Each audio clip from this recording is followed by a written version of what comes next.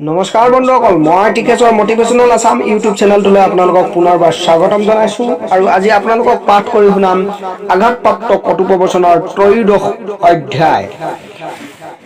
ভিডিঅ'টো অকণো স্কিপ নকৰাকৈ শেষলৈকে শুনিব বুলি আশা কৰিলোঁ।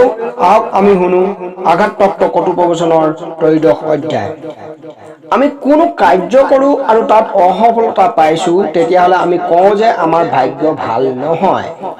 আমি ব্যৱসায়ত পইচা লগাওঁ আৰু পইচা ডুবি যায়, তেতিয়া আমি কওঁ যে আমাৰ ভাগ্য বেয়া। আমি লটাৰী টিকট কিনো আৰু নম্বৰ নালাগে, তেতিয়া আমি কওঁ যে আমাৰ ভাগ্য ভাল নহয়। ইয়াত মই এইটো বুজি নাপাওঁ যে এই কথাবিলাকৰ লগত আমাৰ ভাগ্যৰ কি সম্বন্ধ। সাধাৰণতে আমাৰ ভাগ্য সেইদিনা নুখুলে যিদিনা আমি গোটেই নিষ্ঠাৰে সত্য আৰু বুজা পৰাৰে আমাৰ কাৰ্যক নকৰোঁ, যিদিনা আমি নিজৰ ওপৰত বিশ্বাস আৰু পৰমপিতা পৰমেশ্বৰৰ আস্থা ৰখা এৰি দিওঁ। সদায় মনত ৰাখিব, ভাগ্য গঠন কৰাটো আপুনি আৰু ভাগ্যক বেয়া কৰাজনো আপুনি হয়।